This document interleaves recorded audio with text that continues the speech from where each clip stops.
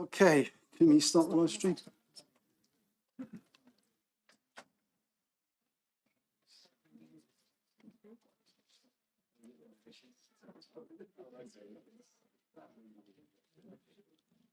It's gone yet.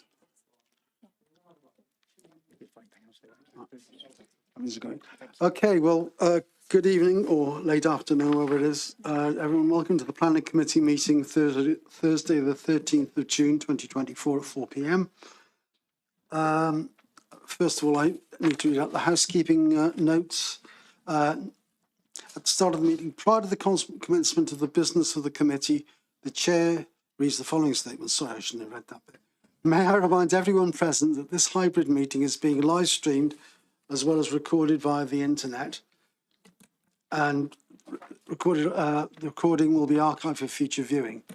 If a participant wishes to speak, can they please raise their hand in person if they're sat in the chamber, or use the remote raise hand function located in the bottom left-hand side of the screen. This will put you in the speaker queue accordingly.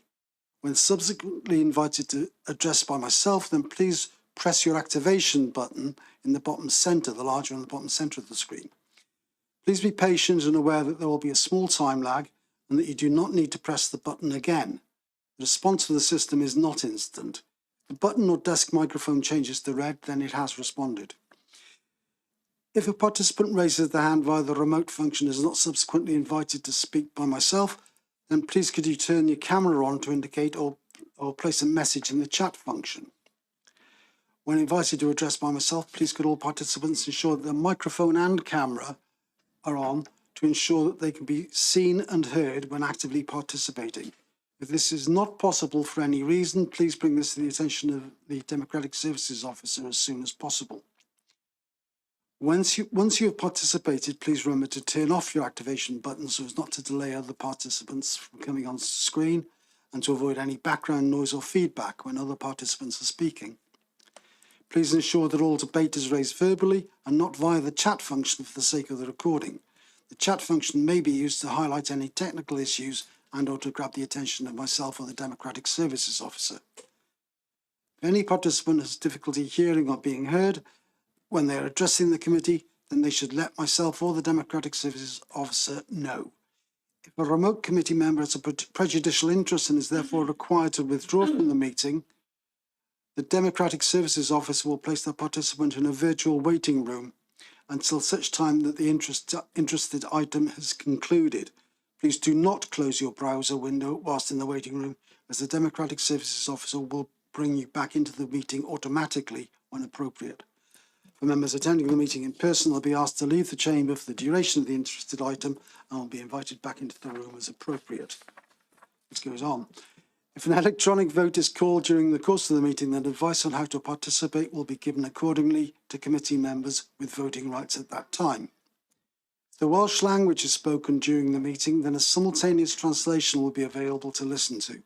For meeting participants in the council chamber, a translation receiver and headset is available at each seat for your use at the appropriate time. For remote meeting participants, a language selection is available under the audio settings tab on the left-hand side of your screen for your use at the appropriate time. The translation will also be audible on the live stream for the meeting for any persons who are observing only.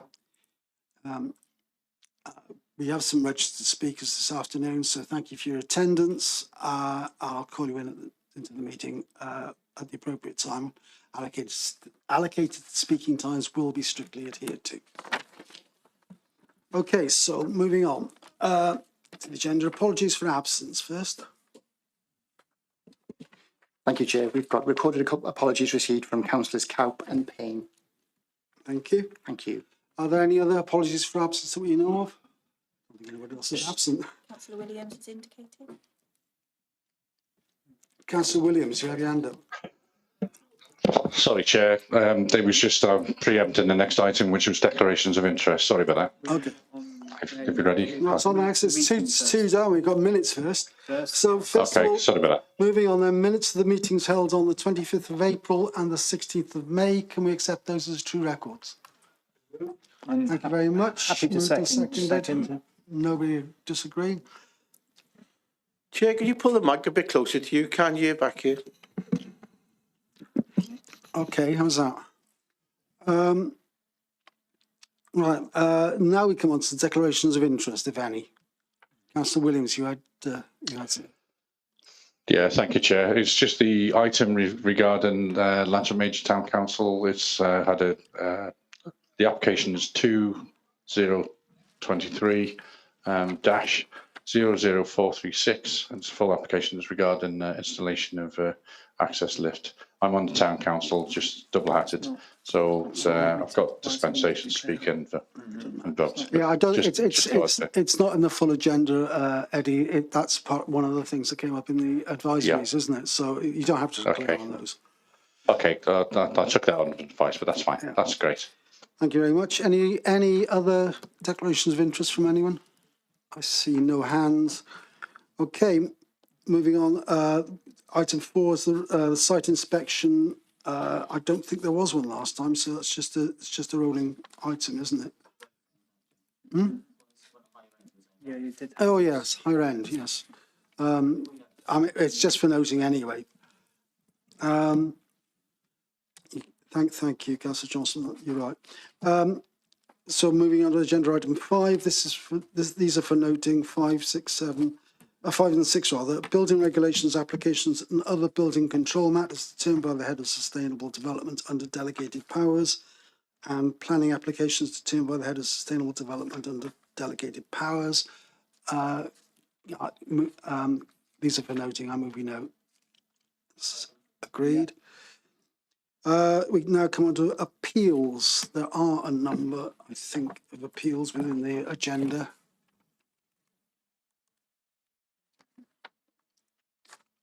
So is Sarah with us? Oh, Ian, thank you, Ian.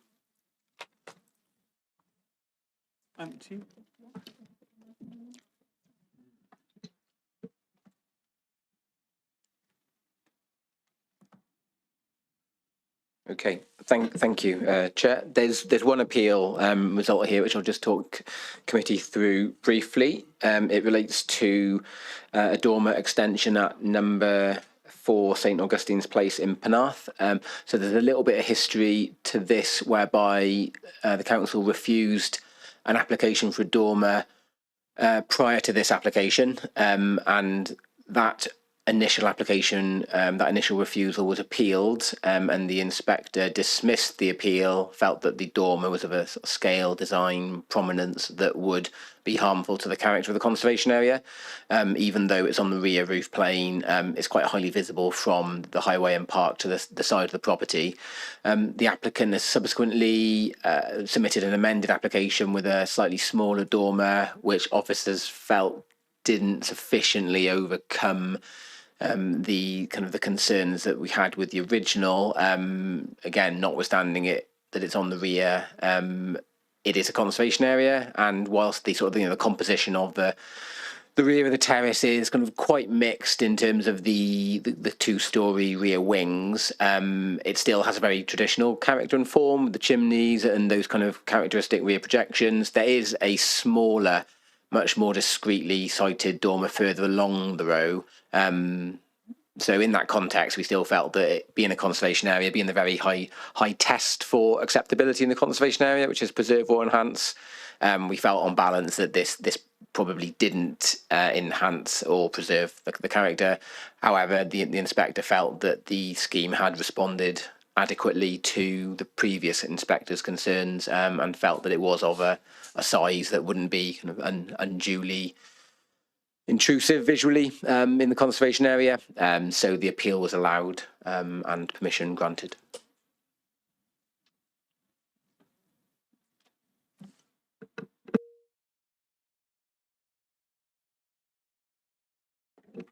Thanks, Ian. Are there any comments, any queries on that? No, I mean, we note. We come then on to trees. We have the delegated lists. Again, for noting, and I move we note. No, it's agreed. Thank you, Ian. So we come on to the meat of it, which is land adjacent to Hawthorne Cottage, the planning applications. We have speakers on on the latter two, we have and the local member that wants to speak on the Hawthorne Cottage one as a non-member of the committee. So I propose we move straight on to planning application 2023-01215, full land adjacent to Hawthorne Cottage, and I think this is you, Steve. You're available. Thank you. Thank you, Chairman. Just have the plans, please.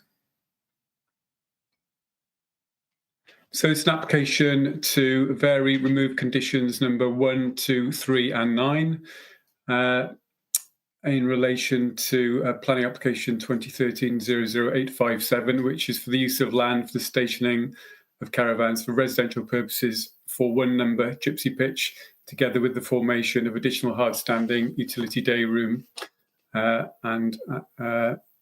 which was subsequently allowed at appeal. So in terms of the site itself, site Ed Red shows the site, which is located on a relatively small parcel of land in Twynarodden, which, if you go to the next image below, is located just to the south of the settlement of Culverhouse Cross.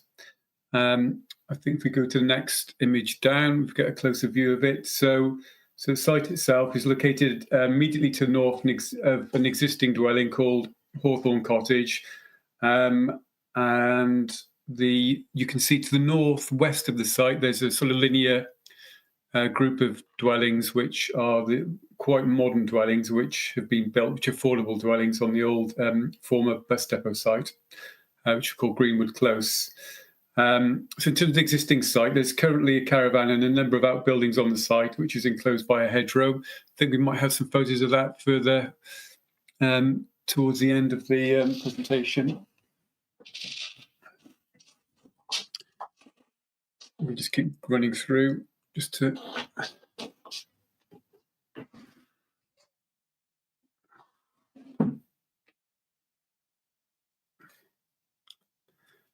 Sorry, it's a bit slow. I'll continue to talk. Just important to note here that the site is in the countryside, defined in a local development plan, and it's also in the defined green wedge and also the Duffin Basin and Ridge Slope Special Landscape Area. So, as I previously stated, the application is to remove the conditions of the previous planning permission. In terms of the site layout, sorry, if we could just jump to site layout, I think we had it there. There we are. So layout itself is actually the same layout as was considered in the 2013 application, which shows a mobile home located along the eastern side of the plot and a touring caravan pitch to the north. Towards the southern boundary would be a single-storey pitch roof utility day room building. Details of that are on the next slide. That building itself measures 6.5 by 3.4 metres with a ridge height of 3.9 metres. This will accommodate a kitchen, bathroom and day room. The external finishes are proposed to be brickwork with an interlocking clay roof. So if we just go back to the site layout, the central area of the site will comprise the existing hard standing area with an extension to this area to the north. So the existing vehicle access at the time of the original application has been closed up. There's where we've got the road to the right hand side of the site. You can see where the section of hedgerow is proposed to be reinstated, which is currently there's members that were on site this morning can see that there was a fence along that land, along that part of the site. So a new native hedgerow to be planted, which is approximately 10 metres in length. In addition to that, the new vehicle access, which is to the sort of northwest part of the site, has already been created, which is a relatively steep. What's proposed are a set of double gates, which would be to the top of the slope, set back. It's also proposed to plant a hedge to the left-hand side of the access that returns into the site again, roughly finishing at the top edge of that site. So just to go over, there's quite a complicated planning history on this site. So the planning permission, from the time the planning inspectorate was previously granted in 2014, which is a temporary 3-year consent for a Gypsy Traveller site, and it was for the specified occupants. This 3-year consent, as set out in the inspector's report, was to allow the occupants a place to live and also a time to find a suitable site outside the Green Wedge area it was located in. Its location in the Green Wedge was considered an appropriate development at the time, as it was considered to result in a loss of openness with a failure to maintain the landscape interest, and that it would undermine one of the purposes of the Green Wedge, which is to safeguard the countryside from encroachment. So the proposed layout, we've already gone over that. So I think it's important to say that the site is currently occupied in breach of the conditions, which restrict it to a temporary time period and to named individuals. This has been the case since approximately 2017, and no enforcement action has been taken by the council with regard to residential use due to the current need for a Gypsy Traveller site. Furthermore, the building of affordable housing at the former bus depot site has changed the setting of the site and its related impact on the Green Wedge. It is proposed to remove or vary the conditions of the original planning permission to allow a permanent occupation and by different named individuals, albeit part of the related family group. Furthermore, it's proposed to vary a condition that limits the parking of a commercial vehicle from the previously approved 3.5 tonne vehicle to a 7.5 tonne vehicle. I think we might have some photos of the inside of the site. I think if we can, there are 2 photos added at the end. If we keep going down, that photo there, that's the photo that's actually taken today, which shows some of the site has been cleared. And then the photo beyond that, the next photo, shows that flatbed is the applicant confirmed on site this morning. That is the 7.5 tonne vehicle. Objections have been received on the application from local residents. Councillor Godfrey has also expressed concerns. These are mainly in respect of the commercial activities at the site and that the residential use has continued in breach of the planning conditions. One of the objectives has highlighted issues of noise and disturbance from the occupiers of the site, although no objections have been raised from statutory consultees. The key thing here is in assessing this application, the council has a duty to meet an identified need for Gypsy Traveller sites, and the need is identified in the council's Gypsy Traveller accommodation assessment, which was undertaken in 2022. Retention and regularisation of the site as a Gypsy Traveller pitch would therefore fulfil a need that is currently not met within the Vale, nor it is likely to be met in the near future. Since the previous temporary permission an affordable housing scheme has been constructed, as we've previously seen, to northwest of the site on the former bus depot. In this residential application, concerns over the lack of sustainable transport were raised and the application was refused. A subsequent appeal for that site was allowed, and it was not considered that location was particularly poor in terms of sustainable access to nearby shops and services, noting the proximity, obviously, to Culverhouse Cross. So taking into account that permission and the close affinity of the proposed site in relation to it, this is not considered an issue that would warrant refusal on that ground. So furthermore, due to the visual changes to the immediate area as a result of the nearby affordable housing, we feel as officers that it would not cause such harm to the openness of the Green Wedge, and therefore in this instance it would not represent an inappropriate development. In addition, the visual impact on the special landscape or wider countryside would not justify a reason for refusal. In the above circumstances, and taking into account the identified need, there is no demonstrable need to restrict the residential use to a temporary permission and to named individuals. Therefore, in principle, the removal of conditions 1 to 3 would be acceptable. However, a condition is still required to ensure that the site is occupied by a Gypsy stroke traveller, which is set out in condition 2. The matter is the parking of the larger vehicle. The change from a 3.5 to a 7.5 tonne vehicle is a larger commercial vehicle.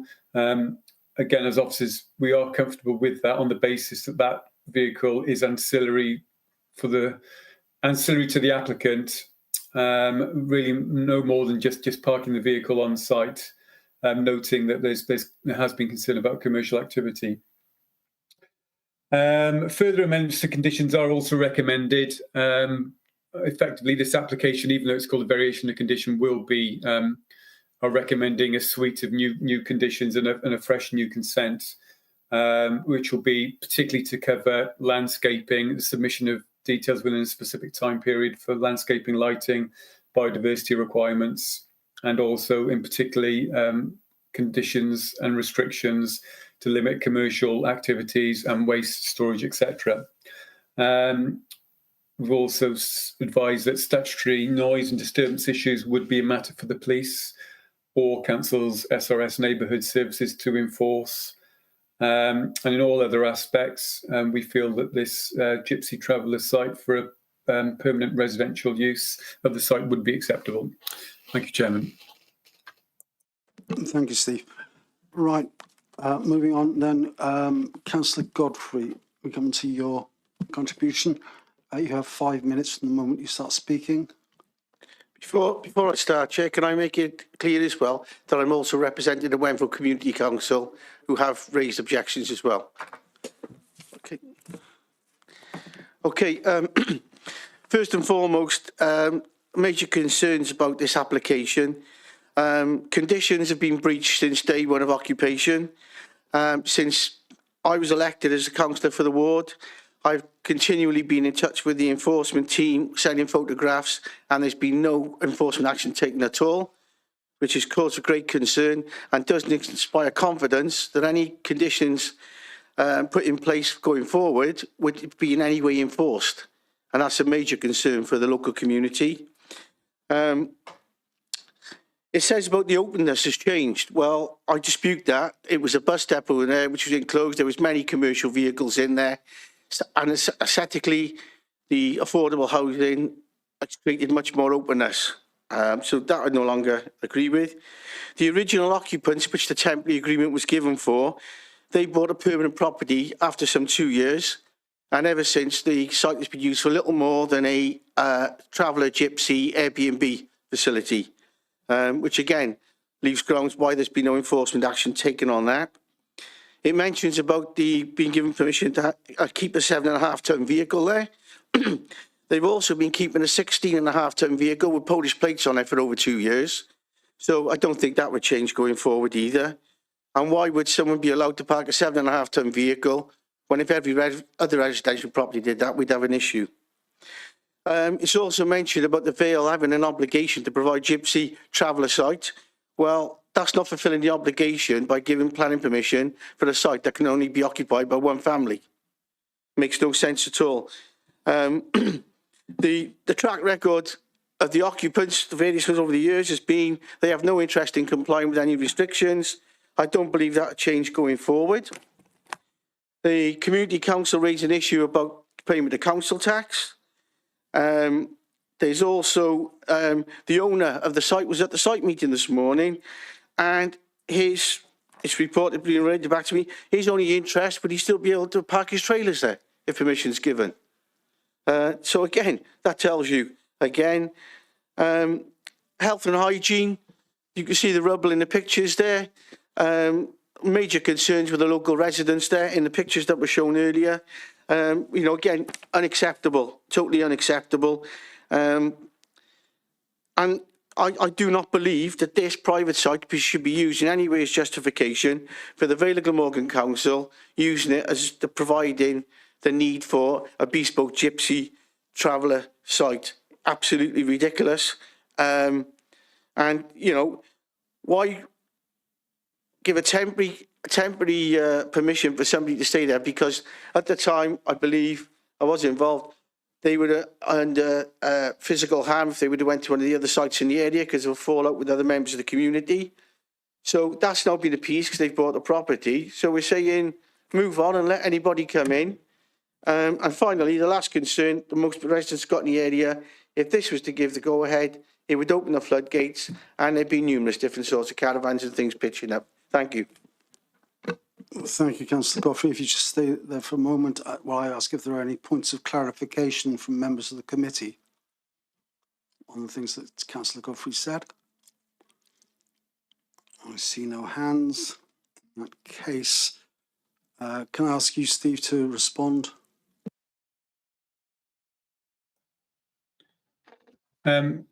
Absolutely.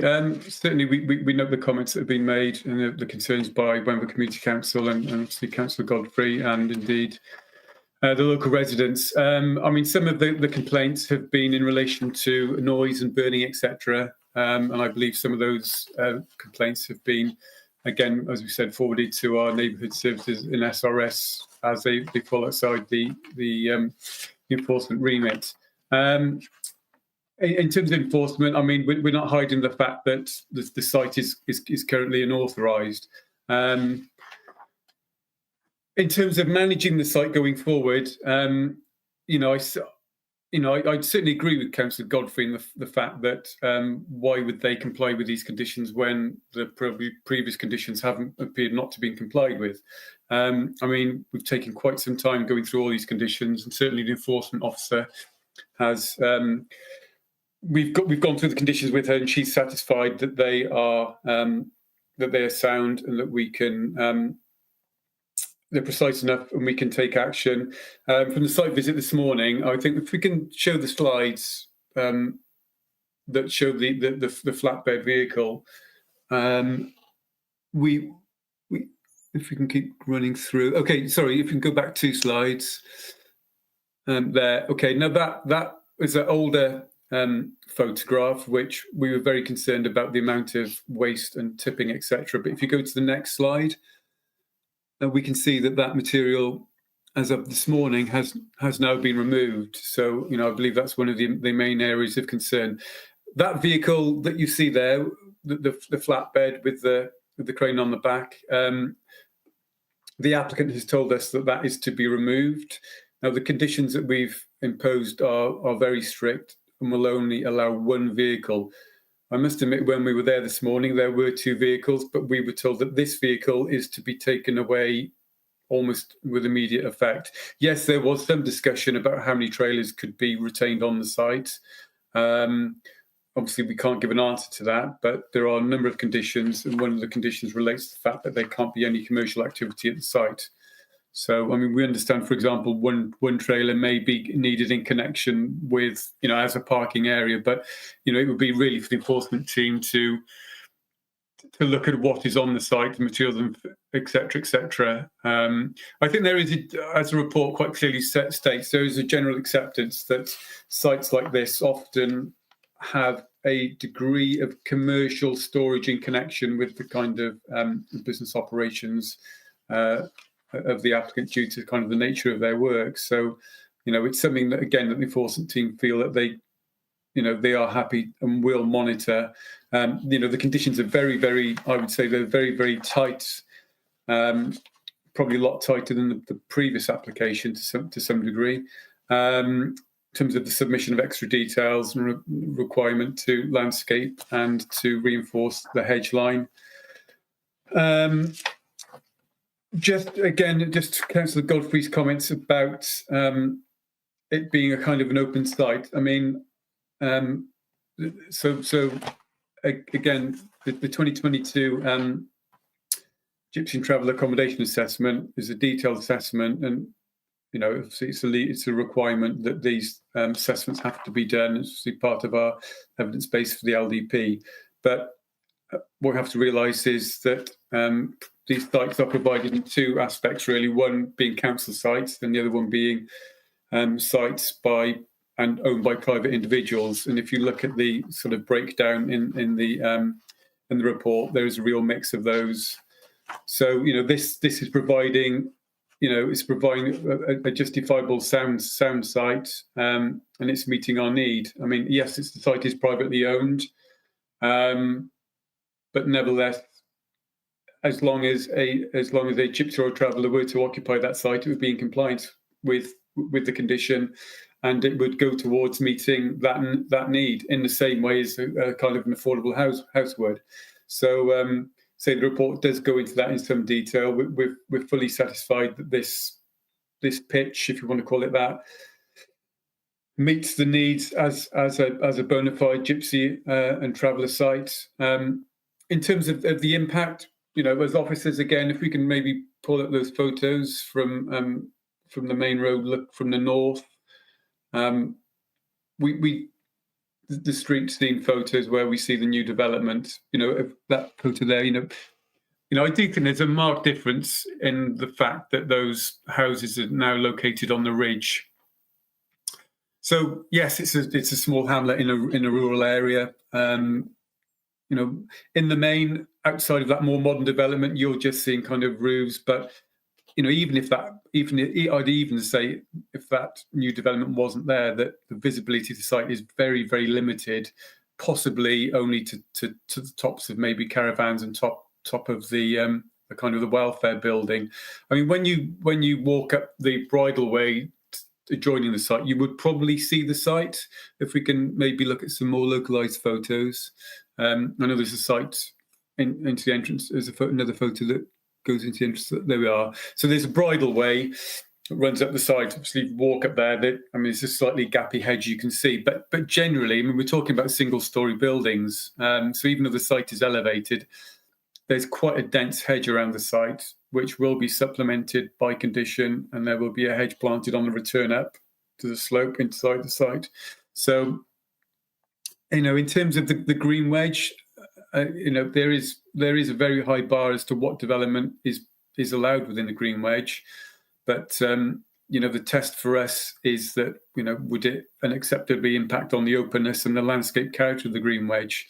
This site, even before it was previously developed, I think had some outbuildings and polytunnels on it. So it was always a developed part of the site rather than being an agricultural field. So again, the report does go into lots of detail as to why we feel this is now appropriate development in the green wedge. It very much is an exception site to some degree, but I think principally in relation to the structures being single story and caravans and touring caravans, etc., that we feel that things have moved on from the inspector's view so many years ago, where he only felt that a 3-year consent was justified. Happy to leave it there, Chairman. Thank you very much, Steve. Okay, so let's open. I'll open this up now to general discussion amongst the members of the committee. Is there anyone who would like to say anything? Councillor Wilson.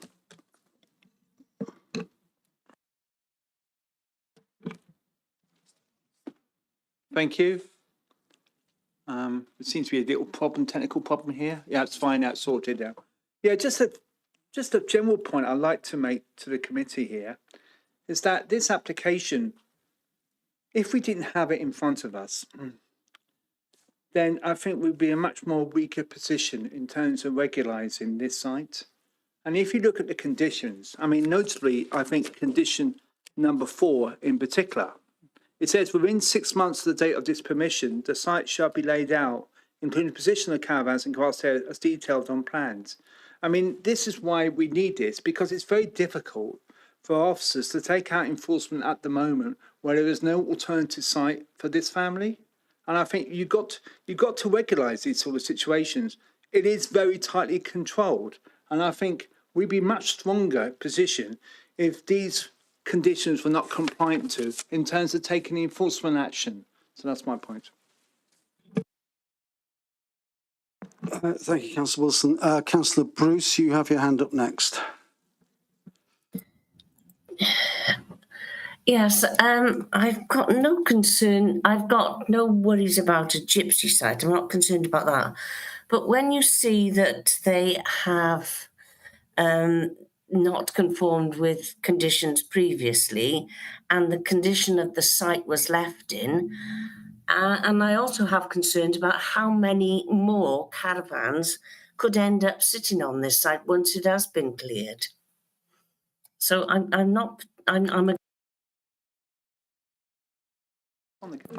against the plan. I beg your pardon. In the report, it states that there are no more than 2. Councillor Buckley, you have your hand up next. Thank you, Chair. The point I was going to make is I fully accept Councillor Godfrey's points that he's made on behalf of the residents and the town or the local council.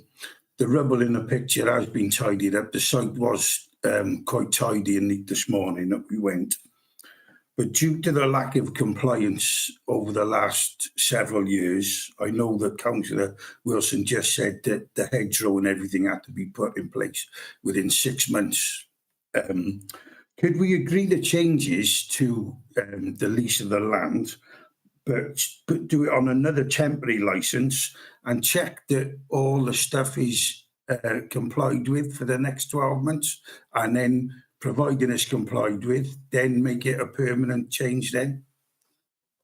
Thank you.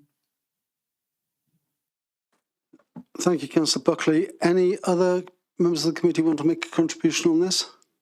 Councillor Cave.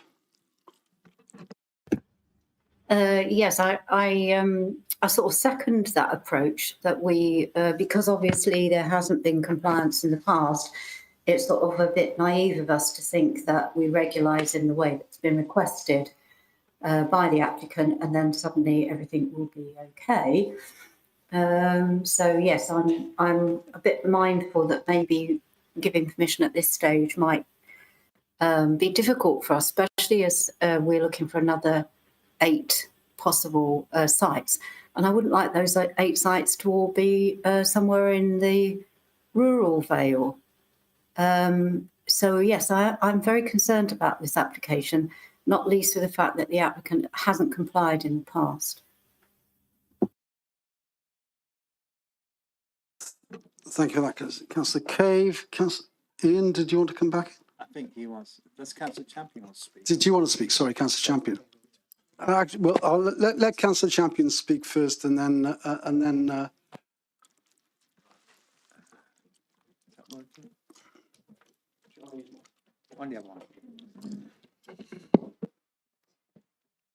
Yeah, I was speaking to the applicant this morning.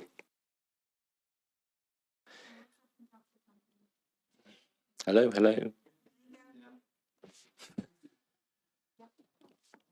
I was speaking to the applicant this morning, and I think it's been mentioned already that I said, oh, so you're going to be removing all these trailers, are you? Because that's not shown on the approved plan. And he said, oh, which ones can I keep? So there does seem to be a lack of knowledge about what these conditions are. And also the fact that they haven't complied up until now. And what is the policing of this going to be? Because we can have a planning officer serve a notice on these people, and then what's going to happen? If they don't comply, what happens? thank you, Councillor Champion.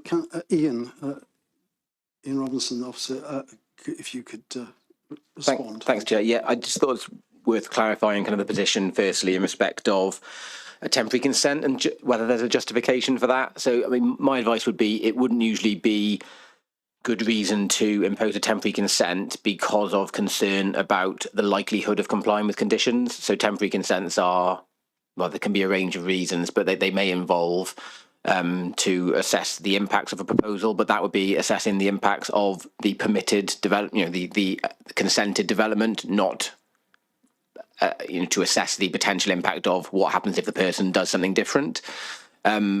I think if we imposed a condition seeking to limit the length of the consent for that reason, I don't think that would stand up particularly well if it was appealed against. I think as long as the conditions are enforceable, then a permanent consent is justifiable with those conditions. Now, I fully understand concerns of members, particularly when the applicant is seemingly saying things that indicates a willingness to do something else. All I can really commit to is that we'll monitor it. I'll make sure it's a priority for the enforcement team. It's probably a good idea that aside from a consent, if it's granted, we write to the applicant to remind them in a kind of in a letter rather than just be in the kind of that technical planning permission, to remind them of those obligations in respect to the conditions. So I just wanted kind of members to have the benefit of kind of my thoughts on the merits of limiting the consent and what we can do. If the conditions are breached, we can serve a notice. If the notice isn't complied with, we can prosecute, which I'm not going to pretend is a quick process. I think we've seen from other cases it's not. That process can take a period of months, but we do have powers available to pursue non-compliance with a notice. Thanks, Chair. Thank you, Ian. Steve, you wanted to come back in now? Yeah, just to kind of pick up what Ian said, really. I mean, obviously, we don't know why.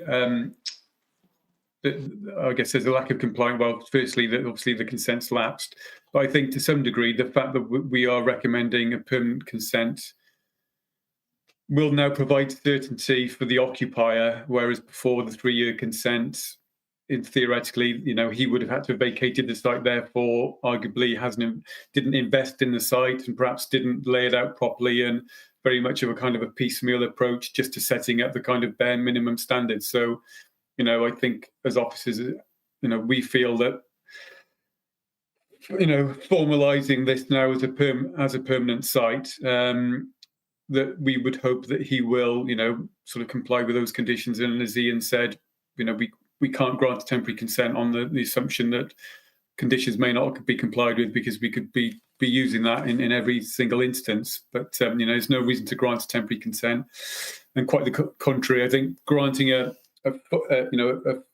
perpetuity consent will provide that certainty to both the owner and the occupiers, and indeed to us to take things forward and to ensure that this becomes an appropriate site, and going forward that all those conditions are fully complied with.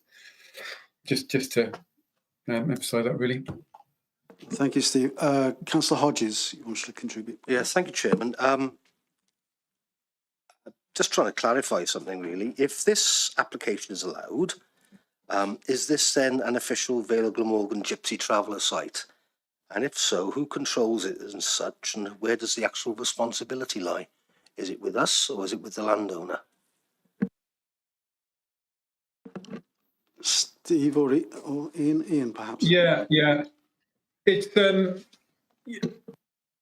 obviously, as I've sort of previously suggested, the Gypsy and Traveller sites are made up of two elements. One are kind of Vale of Glamorgan sites, and also private sites, and it's very, very complicated. So meeting the need are sites that are, for example, tolerated, sites without permission. So there are sites like the Hayes Road site as well, which also contributes to, is also sort of factored in. But effectively, no, it becomes a private site. It's a site that is just recorded as being a gypsy site. So other than the kind of planning conditions on it, there's no other. Don't believe there's any other legislation or controls over that site. It just becomes something that we would log as an approved gypsy site going forward from the LDP, and for the subsequent assessments that we would do. Thank you. Thank you, Steve. There being no other hands that I can see, and no other contributions to make.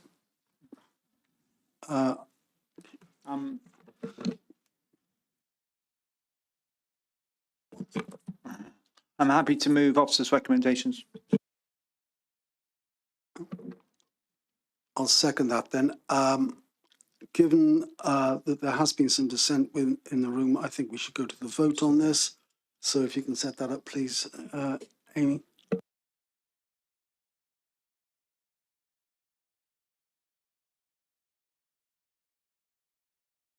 All right, the vote is up there, so +4. plus here, or green here for 4, and yes and no for at home.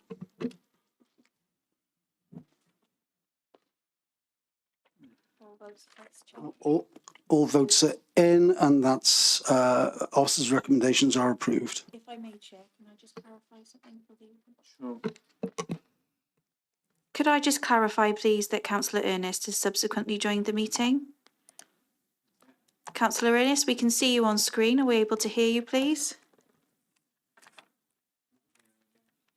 We're not getting your audio, Councillor Ernest. Could you indicate if you have taken part in the vote, please? No, Chair. So in consideration and the fact that Councillor Ernest has not been present for the entirety of the item, you'd be only casting your 14 votes, Chair, which you have received. Thank you, Amy. Okay, moving on. Yeah, the Chair is getting to that now, Councillor. Yeah, Just 1 moment. the vote was 8 in favour and 6 opposed. To our officer's recommendations. Moving on then to our the next matter on the agenda, which is land north of Forth, Brotathan, St Athan, 2023/00780/4. Again, we do have a speaker on this, but I think who's introducing this? I think, oh, Rob. Thanks, Chair. Lancashire. Yeah, thank you. That's me. Can I have the slides up, please? Okay, so the application relates to land to the north of the recently constructed Northern Access Road, as shown on the slide before you, with the rough position of the building marked by the red dot on the aerial photograph. Oh, sorry, could you go back a slide, please? Sorry. For context, the Aston Martin Lagonda building is the large building to the southeast, whilst the Aerospace Museum is to the north of the site in one of those hangar buildings. Next slide then, please. The red line of the application site includes land, further land beyond the data centre, include areas of green infrastructure and ecological mitigation, compensation and enhancement to the north and west, and a new pumping station to the south. The position, just go back quickly, sorry. The position of the data centre building itself and associated infrastructure would be within the green line on the plan before you. Right, next slide now, please. The building would be constructed in 2 phases, with the first phase of the building itself shown in the kind of orangey yellow colour before you, and the second phase within white. The building would be a total height of circa 20 metres, including the plant on the roof, with a footprint of circa 209 metres when measured north to south, and 218 metres east to west. The first phase would also provide the provision of all the associated parking, SUDS infrastructure, substation, pumping station, and other infrastructure, and much of the ecological and biodiversity mitigation.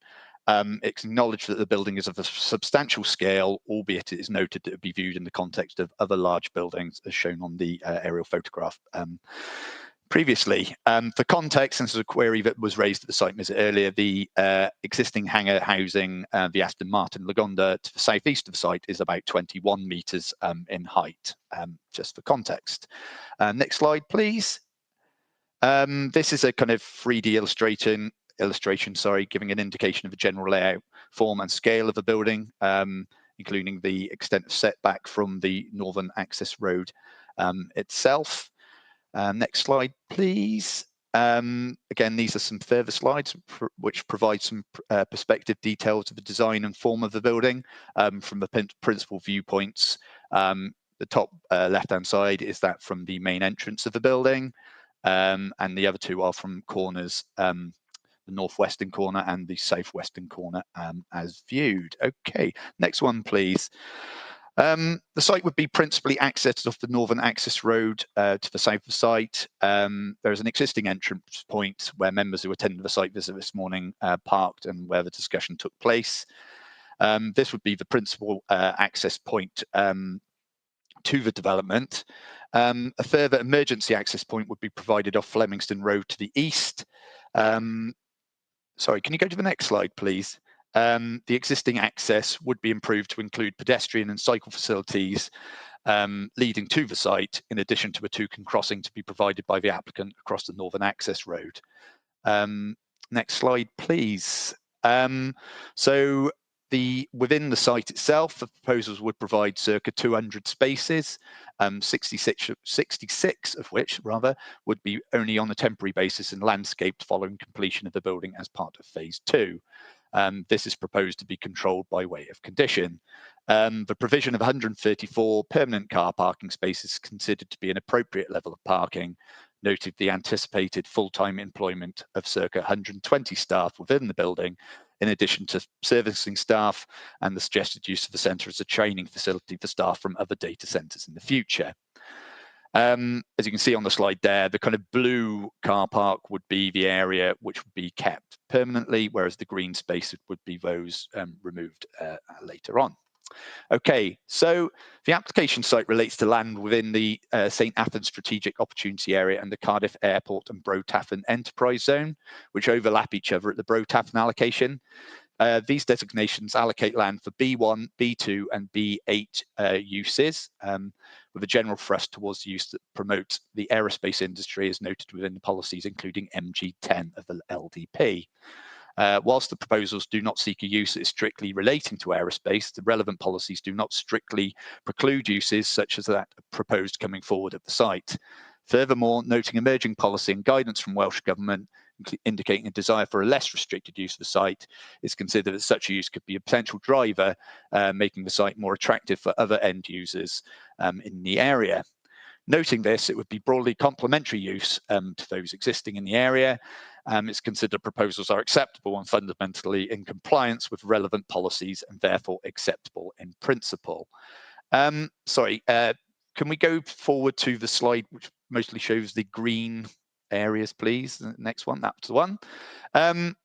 The building within the kind of green line area on the plan shown previously does include a removal of a degree of vegetation from the site. But as noted, the red line area also includes land to the north and west. It's indicated as providing significant levels of ecological mitigation. This includes the retention of the existing hedgerows, kind of marked in dark green on the plan before you, and the planting of 25,000 native whips and shrub planting to provide circa 9 hectares of woodland. All of which would assist in providing suitable mitigation, enhancement, and for dormice and other species use the site. Land to the north of the site is also included, but not shown explicitly on this plan here, which would provide scope for further biodiversity enhancement and mitigation, including for skylark, whilst other features, including hibernacula and ponds, are provided that will assist in mitigating and enhancing habitats across the site. This approach has been agreed following extensive consultation with the Council's ecologist and Natural Resources Wales. The areas to the west of the site fall outside of a strategic allocation and therefore wouldn't fetter any future employment use of that part of the site. They also include amendments to the existing flood bunds that were constructed as part of the Northern Access Road.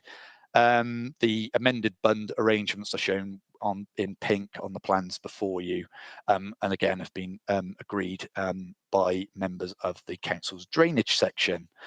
Next slide, please. During consideration of the application, planning obligations in line with the Council's adopted SPG on planning obligations were sought from the developer in relation to sustainable transport, training and development, public open space and public art. Just for members' information, due to the extensive footprint of the development, by calculating the requirement in line with the SPG led to quite inflated requirements relative to the staffing numbers and the actual impacts of the development. Full consideration of this element is described in detail within the officer report. Following negotiation and further discussion with the applicant and agreement on the level of staffing numbers, commensurate contributions have been secured relative to the impacts of development, and officers are satisfied that contributions sought are sufficient and appropriate for the development. The use and the level of office accommodation being provided within the building is also proposed to be controlled by way of condition, just for members' information. Okay, so the next slide, please. The following slides just give a brief overview of the content of officer report, noting that It provide data storage facilities for applicants' customers. Proposed to be a flagship data center in terms of its scale and technology, providing training facilities for other data center and staff. That's hence why there's a slightly higher parking provision than than the 120 staff indicated in terms of the full-time staff. Next slide, please. Yes, so there'd be electric charging points and disabled parking in compliance with policy. Cycle stands provided. A suitable SUDS arrangement is shown on the plan. Dormouse mitigation is shown on the plan previously, and other considerations, including contamination archaeology, have been detailed to be remediated and mitigated as part of the proposals. So noting all of the aforementioned and the content of the officer report, it's considered the proposals are acceptable in principle and all other regards, and officers recommend that members of the planning committee should approve the application. Thank you very much. Thank you, Rob. There were matters arising as well. Do you want to just mention those? So matters arising, I believe, offhand, I haven't got them in front of me, but they were relating to, I think the officer's report did neglect to mention a couple of policies that the applicant that is relevant to the application, which detail how it's fully compliant in relation to that. And the other one, sorry, was, yes, it's CADU. So the original consultation it had undertaken hadn't included consultation with CADU with regard to the impact upon scheduled ancient monuments within the vicinity of the site. However, they have been consulted, comments were received from them, and they are satisfied that even noting the scale of the building, as discussed previously, there would be no unacceptable implications for historic and heritage assets within the area, including the scheduled ancient monuments. I think that was the two matters arising. Oh, and heat network. Sorry, I've just, Guy is here. He dealt with the matters arising. So the heat network, it does detail how, in terms of future Wales, there is capacity from heat generated from the development to be fed into a urban heat network should such a facility arise in the future. Okay, thank you very much, Chair. Thank you very much, Rob. We have a speaker on this. Mr. Peter Waldron, you're, how long got? 3 minutes. You have 3 minutes, I'm afraid. Time starts when you start. Thank you very much, Chair. Thank you, members of the committee. I think this is the first data centre in the Vale of Glamorgan, and it's perhaps worth just briefly setting out what a data centre is before turning to the specifics of the application. Data centres have been an essential part of modern life for many years, and as our lives have moved increasingly to online storage and communication, so data centres have become an essential part of that transition. Our online shopping habits, banking, social media, working activities, etc., all require the storage and facilitation via data centres. Indeed, this hybrid meeting tonight requires web-based storage and thus requires a data centre. If you own a smartphone or a computer, you rely on a data centre. Data centres are large buildings with highly complex IT and power requirements, generating a range of job opportunities in the locality, all the way from security presence on site to highly skilled engineering and IT roles. As has been set out, the application before you will create 120 direct full-time equivalent jobs, and experience shows the development will result in many secondary employment opportunities as the customers who will use the data centre's facilities co-locate in the surrounding area. In respect of the current application, we've been working with your officers for the past year to ensure the application addresses all concerns and makes a positive contribution to the local area. As a result of that collaboration approach, the application has attracted no objections from any statutory consultee and only 6 objections from the local community. Traffic generation from the development is relatively limited and is certainly able to be accommodated on the local highway network. The development, as you've heard, will be accessed directly from the Northern Access Road, with facilities proposed to upgrade pedestrian and cyclist access and a controlled toucan crossing across the Northern Access Road itself. In addition to the £350,000 contribution towards sustainable transport in the locality, which will be made as part of the development secured by Section 106, your Highway Department supports the development subject to these measures. Ecology has perhaps been the key issue during the application discussions. A dormouse mitigation strategy has been formulated which reduce the amount of dormouse licensed area to be impacted by the development and propose significant areas of additional dormice habitat on immediately adjacent land. NRW are content with this approach and will deliver the required overwhelming betterment which is necessary to comply with the stepwise approach in Planning Policy Wales. Given the positive recommendation, the absence of statutory objections, the job creation and the favourable employment allocation of the site itself, we hope and trust that the application can be considered positively today. Thank you. Thank you, Mr. Waldron. If you just stay there, I'm going to ask for points of clarification. First of all, Councillor Wilson, you have one? Yes, I do. And thank you very much for that succinct presentation. Just a question really on the number of car parking spaces. It does seem to be rather high, and I just wondered what's your justification for that? There are 2 points to make really. Mr. Robinson and Mr. Lancashire have referenced the temporary area of car parking, which was shown in green. Those are proposed because of the phased nature of the construction. So whilst the site, the phase 1 part of the site will be operational, there will be this phase 2 being constructed, and there's a need to provide parking for construction workers. And that's why that's temporary. Once the phase 2 is complete, those temporary spaces will be removed and the area landscaped. The other reason, which has been mentioned, is that because it's a flagship store and because of Vantage's plans for the region, which include effectively at least three locations. There are existing facilities at Newport. There are proposed facilities in Bridgend that will be coming forward at a slightly later stage in the planning process. But because of their presence in the region, they'll be using this facility to train staff. So people will be coming ad hoc. So you'll have the permanent staff, you'll have the customers who will use the data centre facilities, their staff will be coming to site in a sort of ad hoc way, not on a daily 9 to 5 basis, and you'll have occasional people turning up to be trained. And in order not to create an off-site parking problem, it's necessary to accommodate them on site. Thank you. Thank you. Thank you very much. Right, moving on then to full discussion, opening up for members, as there are no other hands up for points of clarification. Are any members of the committee wish to speak, question this, raise points?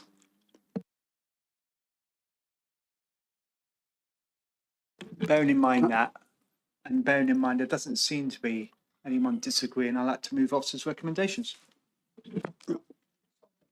Seconded by Councillor Hodges, Councillor Williams as well. Is this a point of clarification? Is this a contribution, Eddie? It was going to be just in readiness for moving this site has been used for many years, hasn't it, by the MOD and likewise. I'm just pleased that it's got an excellent facility coming in, which will provide employment and utilise the area as is. So thank you very much. Thank you, Councillor Williams. I think I concur. This does seem like a very jewel in the crown of the Vale if it comes off as planned, and it'll act as a source of attraction, I believe, for other businesses, as Ms. Waldron indicated, which will enhance the employment prospects. I mean, this is high-scale jobs as well. It'll enhance the employment prospects within the Vale, which is all to the good, I think. There being no other contributions and I see no dissent, then I take it the committee are minded to approve this. It's already been moved. So it's been moved, seconded by, I'll second, and it's not been, it's seconded by Nick, wasn't it? It was. And there is no dissent. Thank you very much for that. Thank you. Moving on to the third item on our agenda, which is 2024-00216 oblique FUL, Pant Wilkins Stables, Llanquean Road, that's how it's pronounced, Aberthin, Cowbridge. I can't remember who's presenting. This is it's Steve, Steve again. Thank you. Steve again.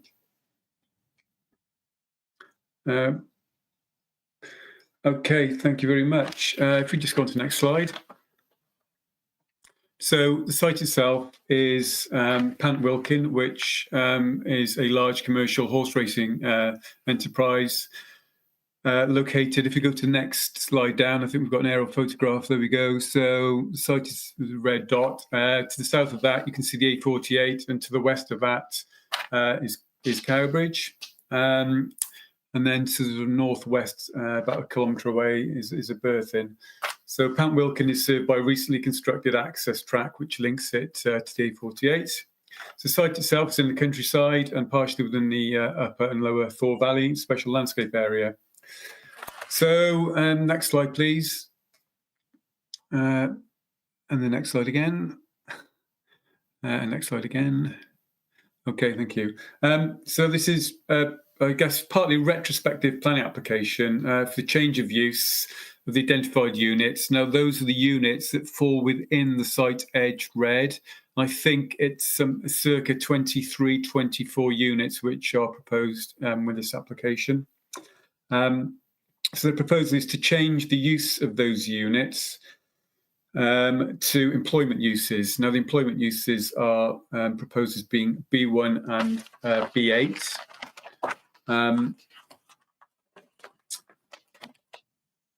So just to note that the previous planning application that we dealt with on this site proposed alterations to the windows at first floor level. The current application now proposes to remove and reinstate those windows. If we just go to the next slide down, if possible. That's not sure, that's the previous slide.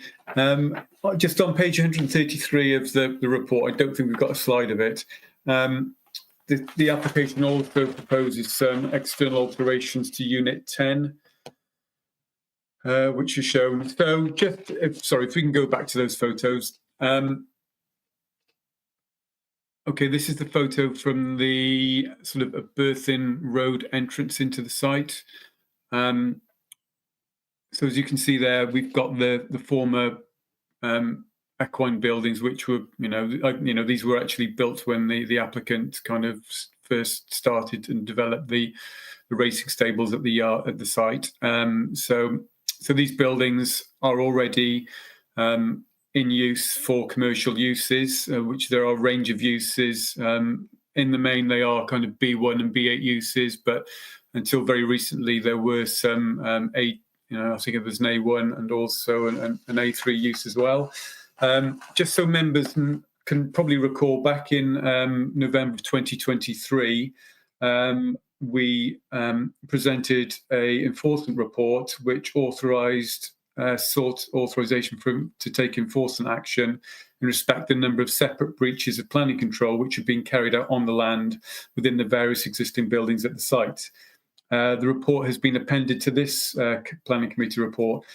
Whilst that report was covered a greater area, it also related to these former buildings at the bottom of the equestrian yard for business use. So again, we'd like obviously officers to note that we have previously, and they have recommended and agreed with our authorisation to take action. But just in terms of the actual uses themselves, just so members can understand. So the B1 use relates to what are called business uses, which in the main relate to office uses, other than A2, research and development and industrial processes. B8 uses generally relate to storage and distribution. So as applied, the application is not specific in the way that the B1 or B8 uses are defined within specific units. Very much we feel that the application has been made as a mix of both, which could, for example, relate to all B8 uses or all B1 uses. Although we note that in part the application has been made to retain the existing occupiers of those units. But nevertheless, the application as proposed, if we were to approve it, would allow any change to any of the units combined or otherwise to a B1 or B8 or both uses. So members should note that this application covers a much larger area than the previous planning application. back in 2023 that was refused. The total area of the buildings identified within the application is approximately 1,940 square metres. Nevertheless, the reason for refusal of the previous application is still considered material and highly relevant to the consideration of this application. In terms of context and more policy, the application site, as we've seen, falls outside of any settlement boundary and as such is located in the countryside. It's all important to note it's not a fringe settlement location. It's considered to sit in a remote location away from any centres of population and services, etc., in the open countryside. So a large part of the assessment relates to the principle of development and how the development is considered contrary to the relevant LDP policies and supplementary planning guidance. The main policies we have considered are SP1, delivering the strategy, MD1, location of new development, MD11, conversion and renovation of rural buildings, MD14, new employment proposals, and MD17, rural enterprise.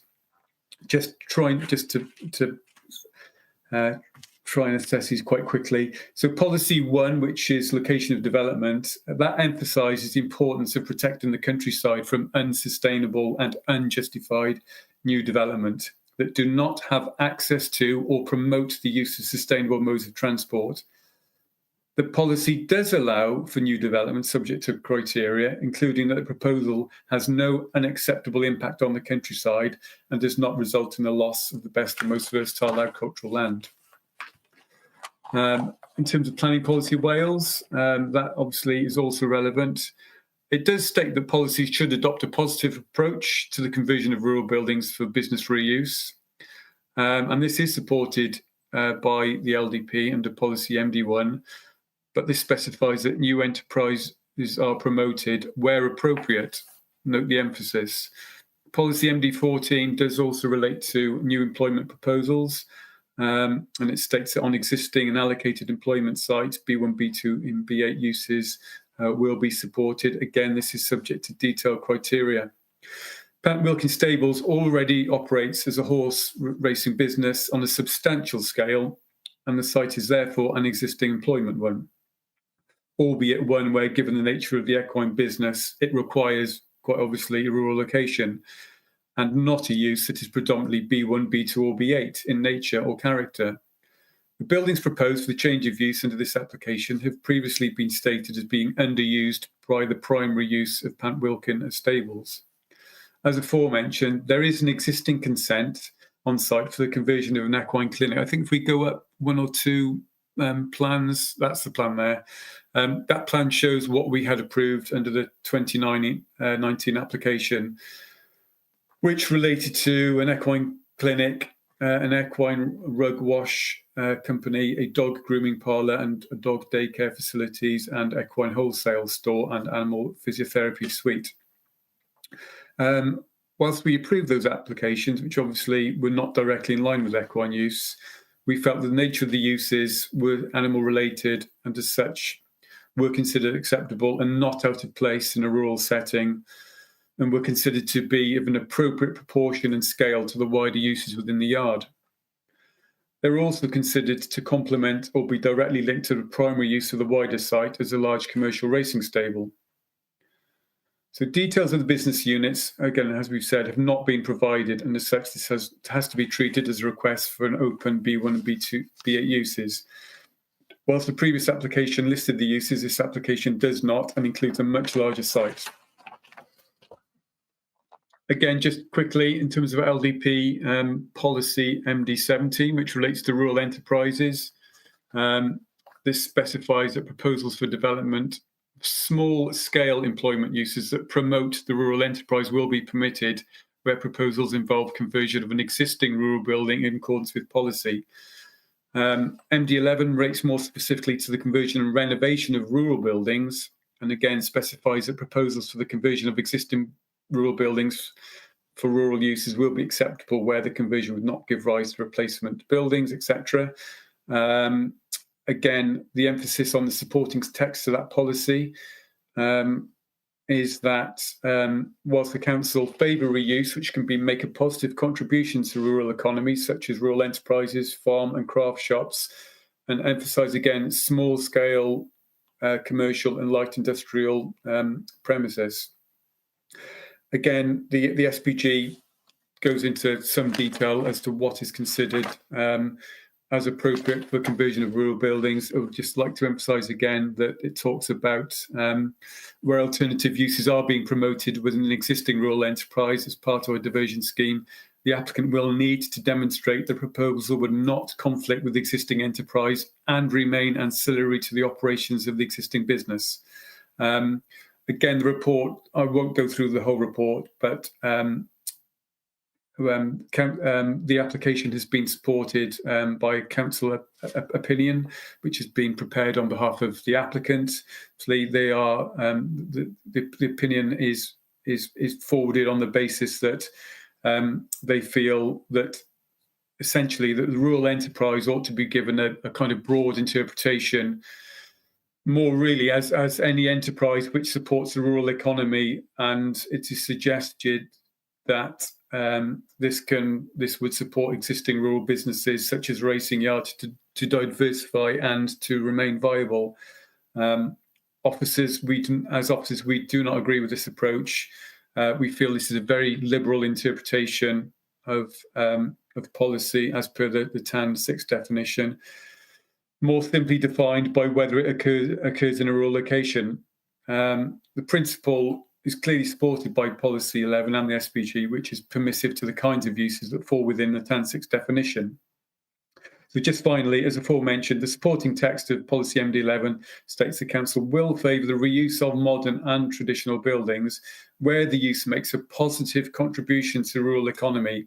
In addition, supporting text of MD17 states that the council recognises the need to promote rural enterprise and diversification and maximise opportunities, but again, for small-scale sustainable employment outside of larger settlements. So I won't, it's a very, very detailed report, but in essence, the recommendation is to refuse the application on the grounds really of the scale and the unsustainable location of creating what effectively will be a very large industrial estate outside of any defined settlement area of population and outside of any existing employment site. In addition to that, as is not an employment site that we are supporting, it would also fail to accord with the tests for flooding. So the second reason for refusal is on the basis of inappropriate development in a flood zone. Happy to come back with any clarification. Thank you, Chairman. Thanks, Steve. There weren't any late reps, were there?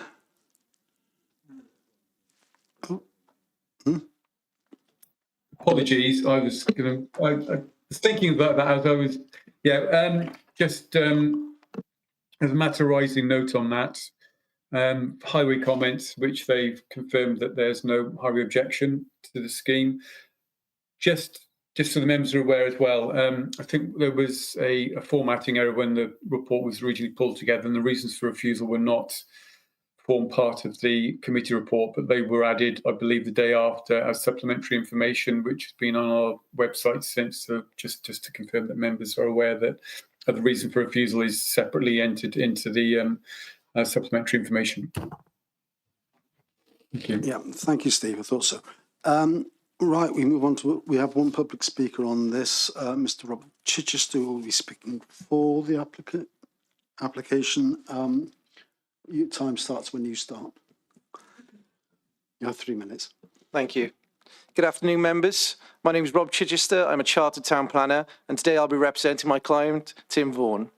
During a pre-application meeting with the LPA, it was clearly evident that both parties had different interpretations of the thrust of both PPW and the adopted LDP.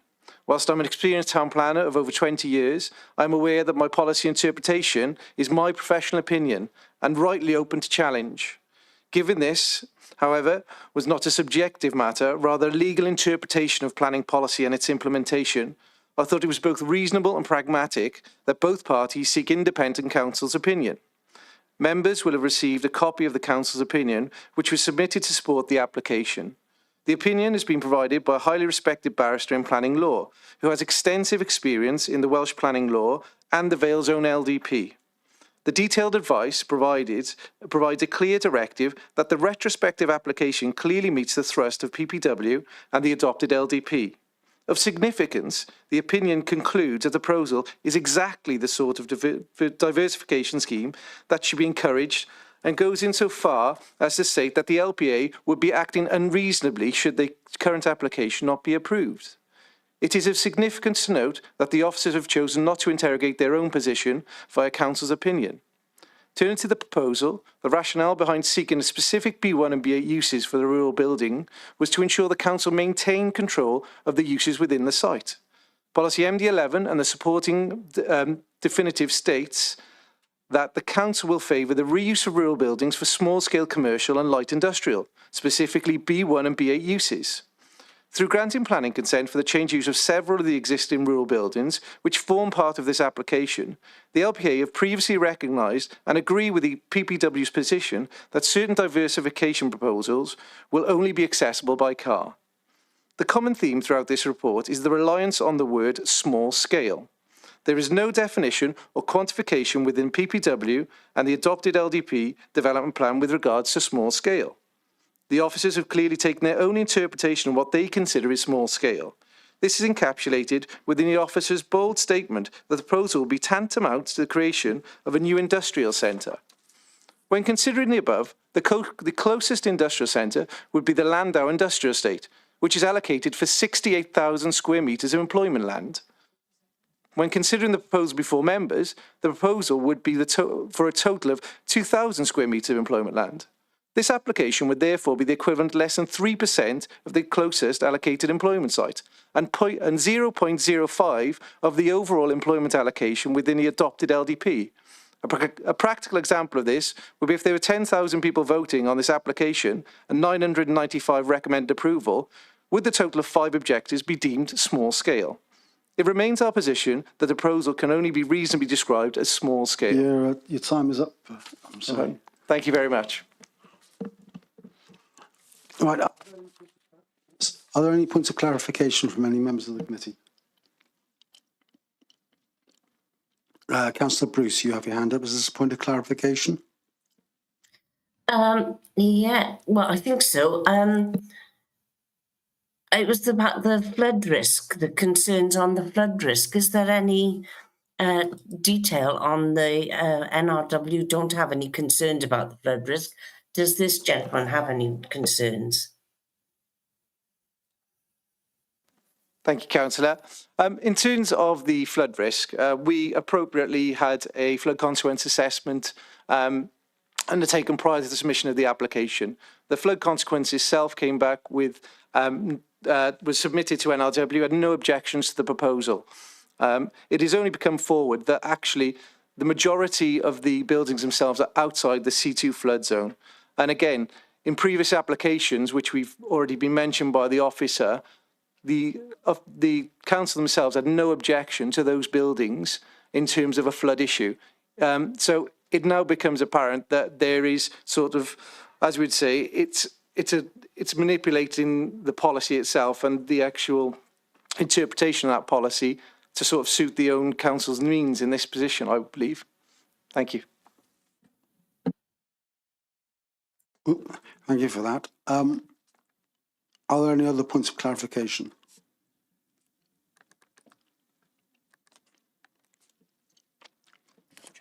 No. I see no hands up. No. In that case, thank you for that. Steve, do you want to come back on the comments made by the speaker? Yeah, I'm happy to come back.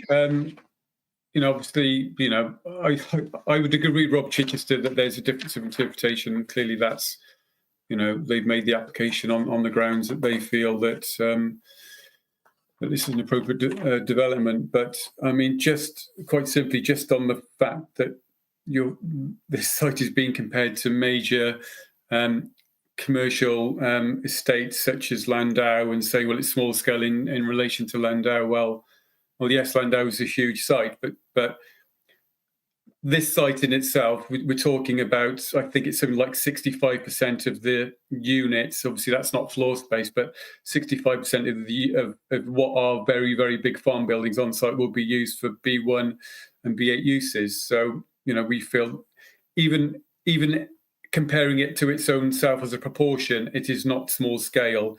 And notwithstanding that, this, we would be, as the report quite clearly states, and again, I would just emphasise, as members have previously agreed to take enforcement action against the same uses, the same principal uses, that this is not appropriate small-scale development. We have, as I say, we've previously approved a scheme for the equine and the sort of doggy daycare, and yes, that was considered. Again, that was considered small-scale. That was considered, appropriate kind of semi-rural activity, and we were happy to support that. That's a very, very different scale to what's been approved now, which is effectively the whole scale change of use. If we can put the focus back up again, just so that members can see that really this is what is being proposed is a commercial estate. It'll be a rural industrial estate. Rural in not sense in it's the rural uses, rural in the fact it's in the countryside. Members will note the number of cars that are there. As such, this is a site that is not in a sustainable location, as we said, away from areas of population, heavy reliance on the private motor car. This is a site, and these are uses, and there are some good businesses there. These businesses should be located in appropriate locations, whether those locations are in town centres, whether those locations are in existing industrial areas. If we were to accept this application, there would be nothing when the argument's given, there'd be nothing to prevent all of the much larger farms in the Vale being changed to commercial estates. And there are a lot bigger farmers than a lot bigger sort of farmyards than this. So even though it's a matter of interpretation, I think that I'm gonna have to say that our plan is very clear. The policies are clear, the SPGs are clear. It's all about small scale and it's all about ancillary. We feel that that proposal in front of you is neither. I think that's probably all I can say on that, Chairman. Thank you. Thank you, Steve. Yeah, Ian, you'd like to say something before I call on opening up to general discussion? Thanks, Chair. I just wanted to give clarity to the flood risk issue, which Mr. Chichester mentioned. So NRW will typically leave it to the council to determine if we feel the development complies with the tests in the relevant TAN. And there are tests for highly vulnerable and tests for less vulnerable development. The reason that the previous proposal was considered acceptable is because one of those tests in TAN 15 it relates to a proposal contributing and being part of a regeneration initiative or an employment and economic benefit. And once you establish that it's kind of acceptable in principle in terms of its role within the council's policies and role within the economy, you then go on to look at are the risks and implications of flooding acceptable. Where you are of the view that the proposal isn't acceptable in principle and isn't an acceptable means to form part of the council's economy, the council's strategy, then it kind of fails on the first test. So it then becomes irrelevant whether kind of almost what the flood risks are. You have to. I can, if members are interested in the detail, clarify the specific test, but you have to comply with. It's not an either or; it's a both. So you have to. It says the location in a C zone is necessary to assist or be part of a regeneration initiative or a strategy to sustain a settlement, or contributing to key employment objectives, and concurs with PPW in terms of previously developed land, and the potential consequences of flooding are acceptable. But my point was, if you fail on being considered acceptable in terms of your role in relation to employment objectives, it's the and is less relevant. So I just want to emphasise that I don't believe it's a contradictory interpretation in order to suit the council's means. It's just that the nature of the acceptability of it affects how you consider it against the tests. Oh, and one further point, just on the kind of whether it's a legal view. The view that supports the application, it's a planning view from a legal person. I don't treat it as a legal view insofar as it doesn't relate to interpretation of legislation, as to whether something is fundamentally acceptable. It is a judgment in my mind, and it's a judgment that we respect and have given a lot of consideration to, but it's not a judgment we agree with. And clearly the council won't engage a barrister opinion on every application where an applicant does. Being completely honest, the council doesn't have the resources to engage a barrister every time it needs to defend a case. There's 70, 80 years of experience in officers looking at this, and we felt that was adequate to form our own view. Thank you, Ian. Right, opening up to general discussion. First hand up I see is Councillor Cave. Christine. Thank you, Chair. I just want to make it clear from the very beginning. Obviously, I think the committee has been told many times before that each application is treated on its merit.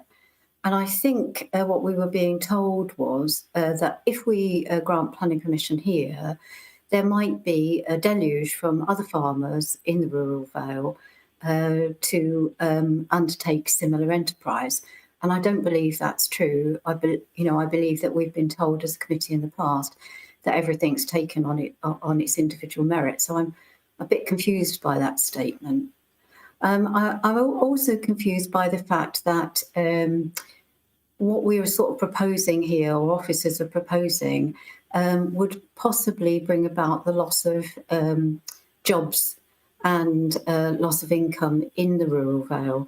And so where I would, most often require the green belt to be protected, this enterprise or these buildings already exist.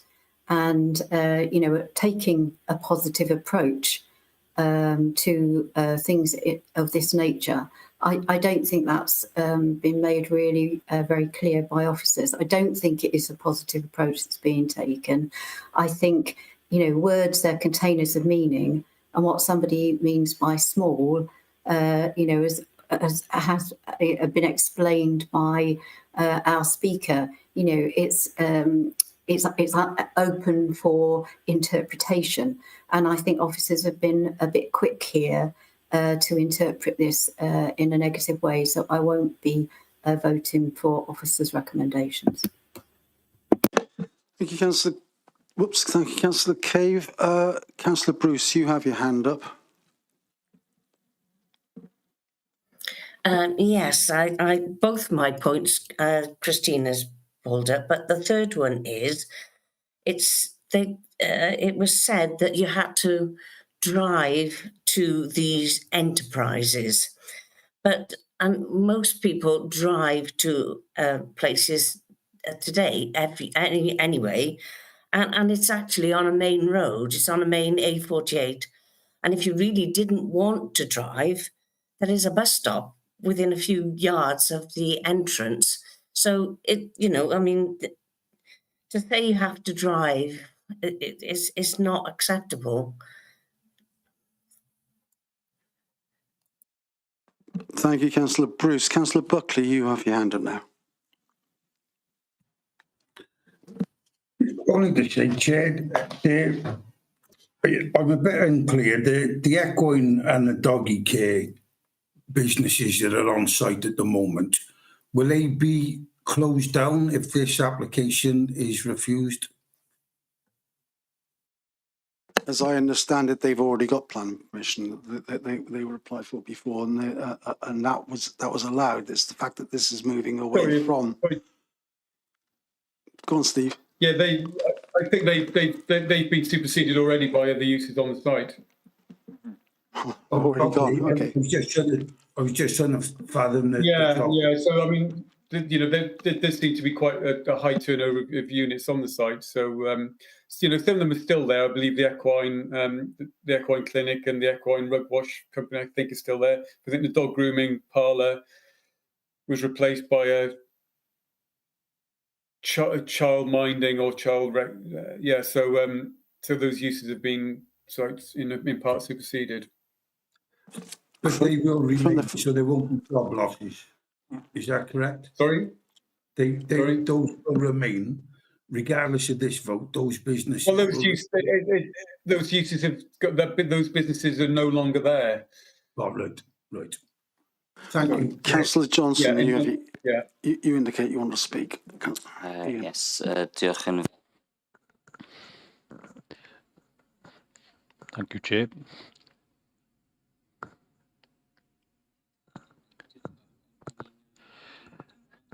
Thank you. I'm listening closely to the conversation.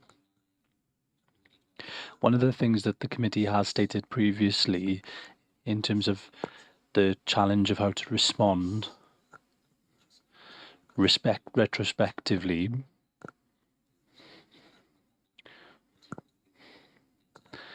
where people have progressed with changes without considering the impacts we've heard from a councillor or two in the last 5 minutes around the impact of our decision on these small businesses.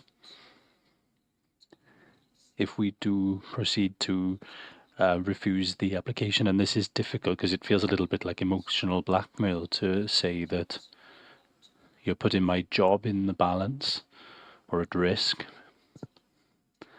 because the owner didn't follow the correct pathway to doing that.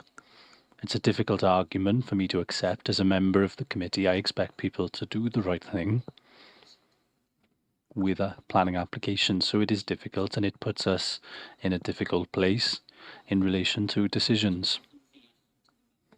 I'd like to understand a little bit more about the relationship between this estate and Cowbridge Town Centre, a couple of miles apart or away. So the thing I understand, I'm not quite sure whether there's the current list of businesses is up to date, but I see things coming up, things like childcare, things like massage therapy, media companies, finance. They don't strike me as businesses which are very clearly or obviously linked to a rural locality, as the previous permission allowed for. So the question for me is, what is the impact of this on the town centre of Cowbridge, and why can't or don't these businesses set up in Cowbridge as opposed to a rural location? And I understand it's outside of our powers, but I would hope to have some sort of understanding of the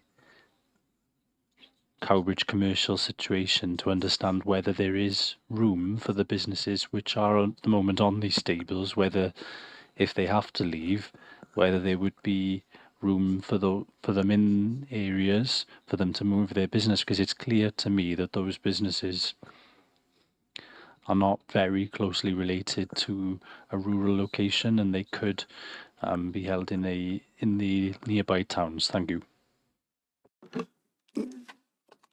Thank you, Councillor Johnson. I think Councillor Wilson, you wanted to speak? Yeah, I mean, I think I'll echo Councillor Johnson's points, really, because I think right site, right place, and I really don't think this is the right site for the right place, given what the usage of the different proposals are. I mean, I think I get the idea of an equine centre. I get the idea of associated business associated with an equine centre, which is obviously rural in nature, and I totally support that. But when you expand and diversify into other areas, it really should be more relevant to a town centre location, such as Cowbridge, for example, or other places, then that's the appropriate place. That's my feeling. Thank you, Councillor Wilson. Steve, you want to come back on all that? Apologies. Yeah, just to come back on those points. I mean, I think, Councillor Johnson's hit the nail on the head. I mean, a lot of what we've, to some degree, focused on in the report is why the site is not acceptable to develop as a whole scale kind of commercial stroke industrial site. But if you look at the B1 uses, now the tests for B1 are uses that can take place in a residential area. So on that basis, Cowbridge is 3 kilometres away. We feel there are some quite small scale businesses, some of those have been mentioned, that could absolutely take place on first floor, and rear of existing shops. There's existing vacant office space in Cowbridge. So it's not just the fact that the proposal is to establish a new operating centre but it's the fact that it'll then be competing against our established, Cowbridge, one of the major town in the rural Vale in terms of its vitality and viability going forward. About placemaking, it's all about getting those mixed uses, and there are some good businesses that have been set up there. We don't know why they've set up there as opposed to being set up in Cowbridge. It might be more favourable business rates or terms, etc., etc. But these uses should be in appropriate locations.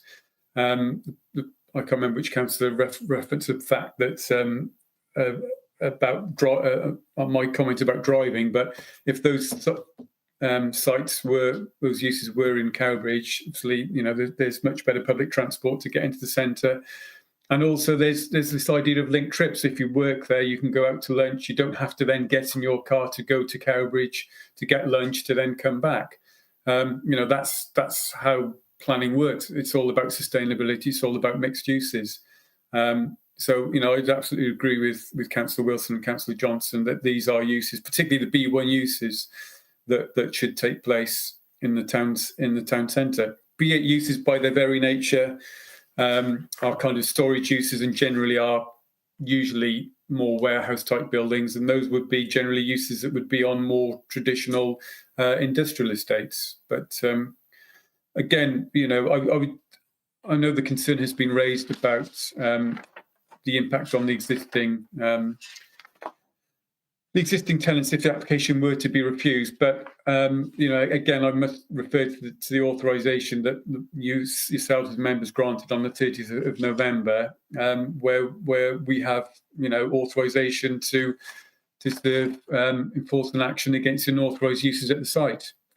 So in part, this application has a very considerable overlap with that previous authorisation to take action. Just want to make those points clear, really. Thank you. Thank you. Councillor Bruce, actually, Councillor Ernest, you've got your hand up now.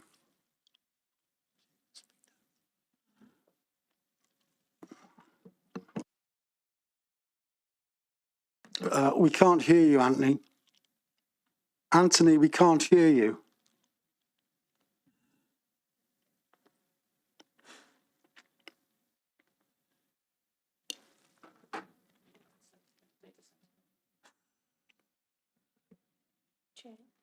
Just so you're aware, I have contacted Councillor Ernest and given him advice on how to reset his headset. Can you hear me now, Chairman? Yes, we can hear you now, yes. Loud and clear. Yeah.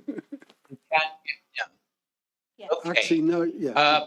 Chairman, the report is not page numbered, but I'm looking particularly in respect of the use of holiday log cabins for general rental purposes, particularly in paragraphs 19 and 20 towards the back end of the report.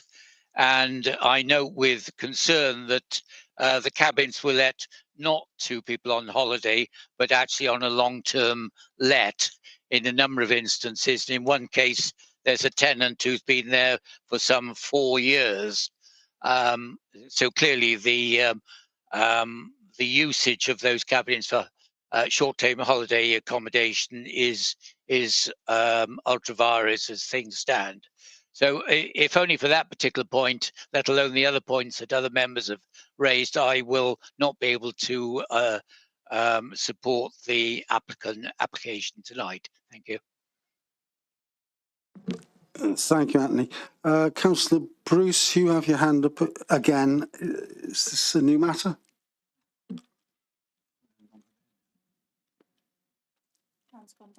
Oh, your hand's gone down. All right. In that case, Steve, you wanted to come back? Yeah, sorry, just to come back Sorry, to Councillor. I clicked the wrong button. My apologies. Okay, go ahead, Julian, if it's brief. Yeah, it was just that light storage wouldn't actually be on the high street. That's all I was going to say. That there was light storage mentioned in the report, and yet that wouldn't be. You wouldn't have a shop in the high street with light storage. Yeah, thank you for that, Steve. Yeah, sorry, just to avoid any confusion, which there might be, perhaps I think Councillor Ernest has perhaps read the attached enforcement authorisation report, which sort of runs continuous to this committee report. So I think he's picked up on the holiday lodges, which obviously that was subject to the previously referenced enforcement report and authorisation. Just to clarify that's not part of our consideration today. That's fine. Thank you for that, Councillor Wilson. Yes, I would like to move officers' recommendations. That's seconded by Councillor Hodges and by Councillor Williams. There appears again to be some dissent from the comments, so can we please move to a vote? Chair, activating the vote now. In favour is plus. So you're voting for or against officers' recommendations?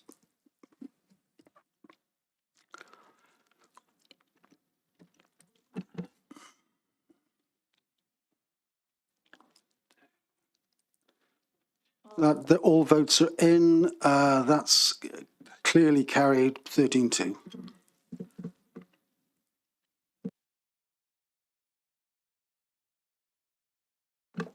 Well, thank you for that. I think that concludes our business for today. I have no other business under the part 2 or anything like that, or any items I decided are urgent. I will see you all at the next meeting. Thank you for your attendance. Thank you.